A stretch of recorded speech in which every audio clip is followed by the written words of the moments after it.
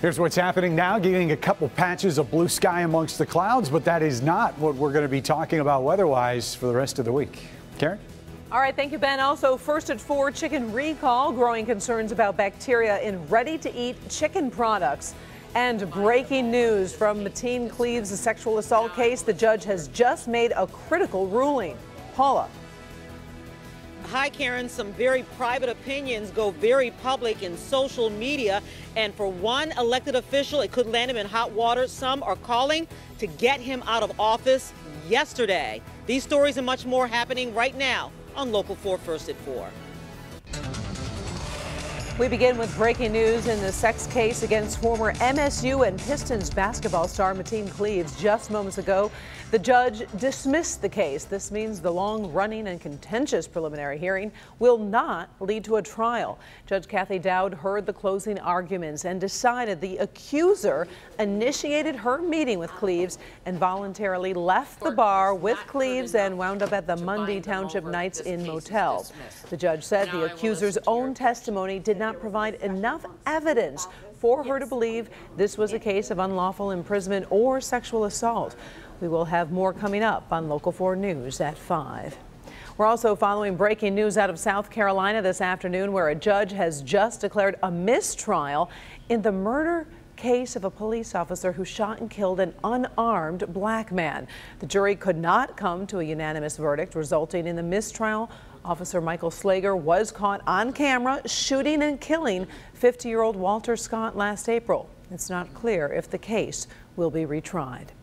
We also have breaking news in Southwest Detroit right now. The body of a woman found in an alley. At this time, we don't have many more details. We do know the body was found in an alley near Majestic and Central. We're still trying to exactly figure out what happened here, who the woman is, and if there are perhaps any witnesses. We have a crew on the scene. We're gathering the latest information, and we will have a live update on Local 4 News at 5. Very busy news day. Also first at 4, a protest at the Roseville School Board. Critics are outraged over what they call racist Facebook posts targeting Muslims and African Americans. Let's bring in Paula Tutman. She spoke with the organizer of the protest. She's live in Roseville. So how did this all start? Well, Karen, first of all, I also spoke to the man who posted those Facebook posts, and it may, even though this is his very, very private Facebook page, it made some of his very, very private opinions very, very public, and it's simply not sitting well with a lot of people. Roseville Board of Education Vice President Alfred Francisconi doesn't deny posting the memes on Facebook. One posted November 19th indicating all Muslims are terrorists and declaring all religions are not the same. I'm a Muslim. Just because I'm a Muslim does not make me a terrorist. And that's why Miriam Uppel is organizing a protest against Francisconi at a board meeting this evening. But there's more. Another sports a picture of Donald Trump and also slams Muslims. And still another indicates blacks start riots and don't vote. In fact, when I spoke to Francisconi on the phone this morning, he said he saw the posts, agreed with them, and reposted them. When we showed the posts to Hazel McCray, they actually made her cry. I have children that are different nationalities, and it bothers me that people can't see people for what they are.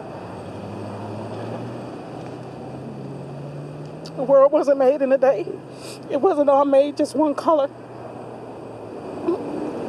So, yeah, it offends me. Sarah Belamonte was angry when she saw the posts and says Francisconi should not be allowed to have a leadership position involving the future of children. He's offending me to the point that he is putting the whole Muslim community as part of the terrorist group. That is what is offending to me, when the terrorists are completely different than the Muslims. We spoke to both the mayor of Roseville, Robert Taylor, and the city manager, Scott Atkins, by phone this morning. Both said that Roseville is a place of great diversity, and there is no place for this kind of thinking in elected office. And while they don't have the power to remove him, they do believe he should be removed from office. If this, in fact, are the feelings that he has, and again, I would hope that the school district has a code of ethics that would also support, backing up what I'm going to say, is if you've made these comments and you're truly not representing everyone in a fair manner, and you shouldn't be in that position. Miriam Uppel is seriously offended, and she says she's actually complained to the school board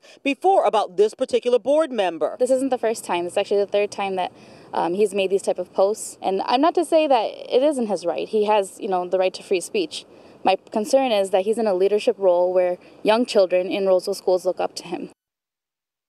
So there are 7 board members. I tried to call every single one, including one who was a spouse. I could hear him off camera saying, hey, Paula Tutman's on the phone. And then he came back and said, they're not here.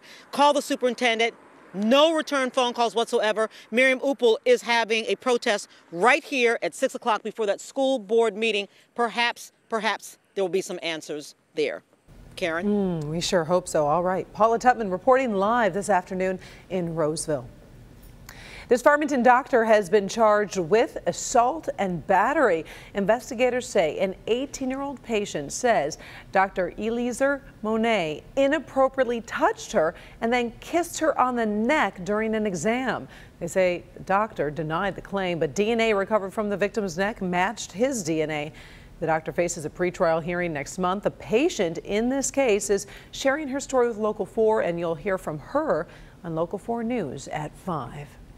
Michigan's presidential recount is underway right now, even as the court battles continue to stop that process. Oakland County started recounting at noon.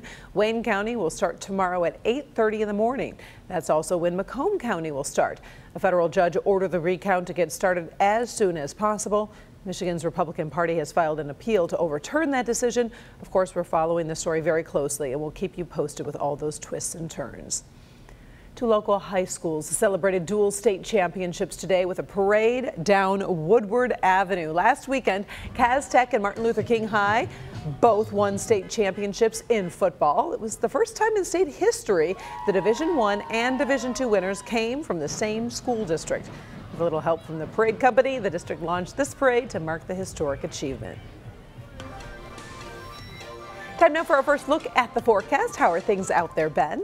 Better than they were yesterday, Karen, that's for sure. That snow is gone in most spots because temperatures now have risen into the 40s. And even though this isn't really qualifying as a heat wave, these are going to be some of the warmest temperatures that we see in the entire 10-day forecast. Wind chills right now are hanging right around that freezing mark, 32 on either side of that number. So tomorrow is going to be a wet but one of the warmest days of the forecast. We've got another burst of cold that's going to work in here late this work week. And for the next 10 days, there is no significant warm up. The question is just how cold are we going to get? We will look at that coming up in just a few minutes. Karen? Ben, a Georgia father will spend the rest of his life behind bars after leaving his son in a hot car to die. Last month, a jury found Justin Ross Harris guilty on 8 charges, including murder and child cruelty. The charges came after Harris left his 22-month-old son in the backseat of a hot car to die back in June of 2014. Today, Harris was sentenced to life in prison without parole. The flames are out, but there is still much more to be learned about the horrifying Friday night warehouse fire over in Oakland, California that killed more than 30 people. Our Kimberly Gill is monitoring the news coming out of Oakland this afternoon, and she joins us now from the newsroom with the latest. Kim? Karen, good afternoon to you. The death toll you were mentioning in this fire has now risen to 36 and could go higher because nearly a third of that building has not yet been searched. The warehouse had so much damage, searching was suspended overnight. It was called the Ghost Ship and was supposed to provide a working space for artists, but it did not have permits for anyone to live there. Still, several artists did live in the cluttered building, which hosted a music concert Friday night without a permit, and that's when that fire broke out. Flames raced through the building, which had no sprinkler system or smoke alarms. And as the search continues for victims, those who survived are telling their stories.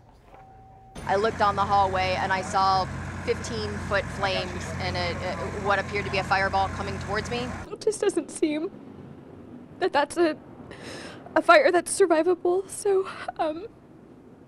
the reality, I think, for all of us is beginning to set in.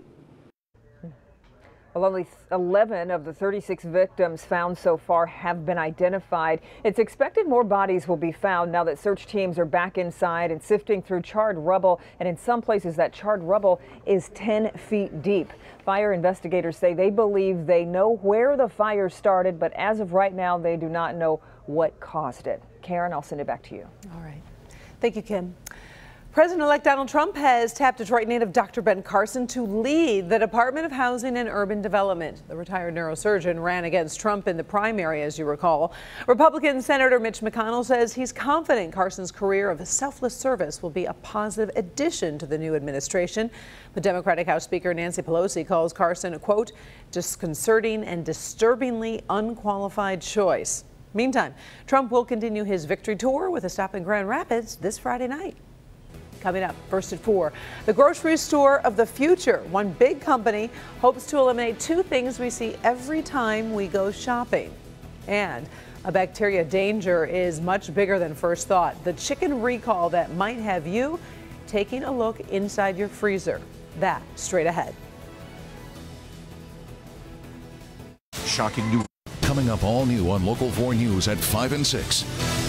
It's an extensive project to fix a portion of I-75 downriver. I'm Evrod Cassamy. Coming up, we'll tell you how long drivers can expect to see construction here on the Rouge River Bridge and how much it'll cost. All right, thank you very much, Evrod. In this Help Me Hank recall alert, a recall of ready-to-eat chicken products is getting much larger right now. There are concerns the meat is undercooked and could contain harmful bacteria. The recall now impacts 1.9 million pounds of chicken products. A much smaller recall was issued last month. Some of the products have a Hormel Natural Choice label. Others have a Distributed by National Steak and Poultry label. So throw the products away or return them for a refund. We have posted specific product information at clickondetroit.com. Lots of people affected by that recall today. In good health, lots of viruses are going around this time of year, and if you need any extra incentive to wash your hands, we always bring in Dr. Frank McGeorge because you remind all of us that it's so easy, but we don't do it enough. Well, that's exactly right. And this just happens to be, and I know you had it marked on your calendar, National Hand Washing Week. And while you probably get tired of me telling you how important it is, hand washing really is the most effective way to reduce the spread of illnesses. So studies find 80% of all infections are transmitted through touch. Now you can avoid most of them just by washing your hands the right way. Warm water is probably your best bet. It loosens the oils and soils on your hands. You want to use at least a teaspoon worth of soap. You want to lather in soap for at least 15 seconds before you rinse. Now, research finds most people wash their hands for less than 10 seconds, but washing longer really does pay off. Increasing your wash time from just 15 seconds to 30 seconds decreases the number of bacteria on your skin by 10 times.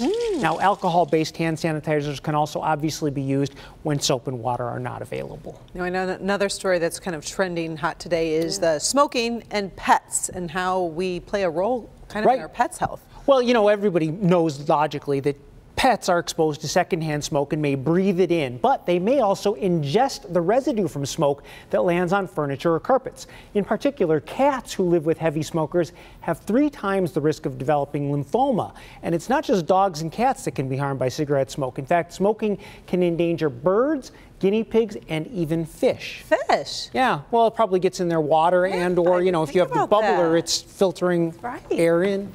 Well, thank you very much, Doc. Appreciate it.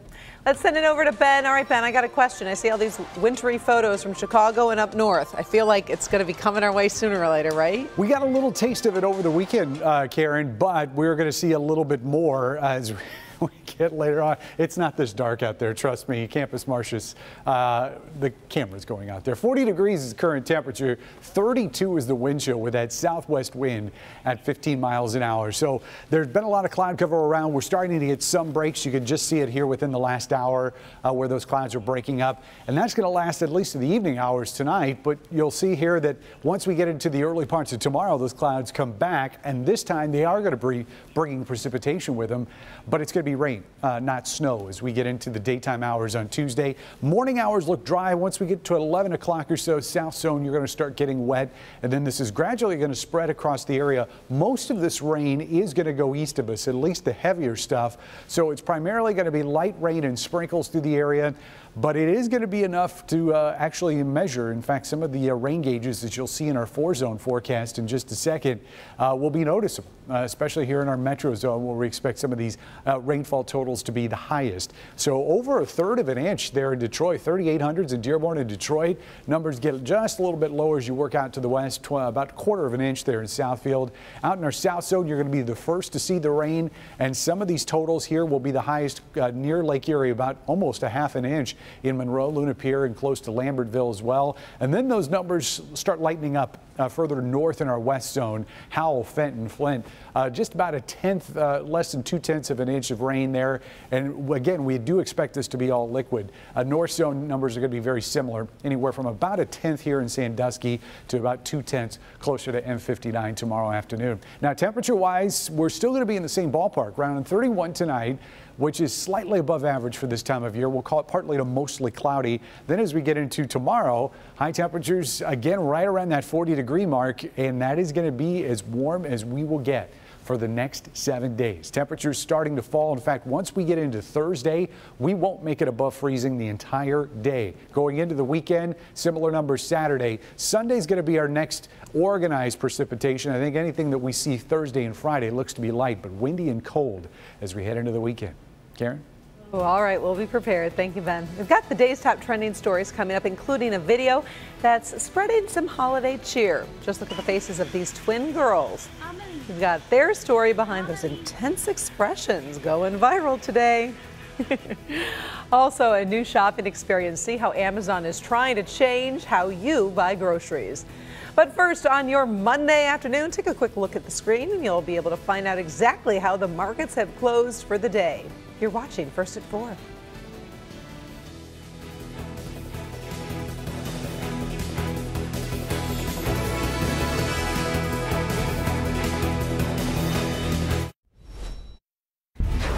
In today's top trending stories, we're getting our first look at what an Amazon grocery store just might look like. Amazon's planning to open physical grocery stores and then hoping to eliminate, get this, cash registers and waiting in line. Customers would use an Amazon app to enter the store, and then as you pick up products, they go into your physical and your virtual cart. If you put them back, they come out of the cart. When you're done, you walk out of the store, you're automatically charged. The concept is being tested right now by Amazon employees. The first store could be open to the public early next year. You'd do that, huh? Can you tell by my excitement of presenting that story? I would love it. No lines. You could just be grabbing stuff, going through. You wonder how much thievery is going to go on. No, I know. But just for, yeah, no, you're right, but there is with everything. But then there are people losing their jobs, which you don't want that to happen either. That's true. This is trending too. Justin Bieber, yep.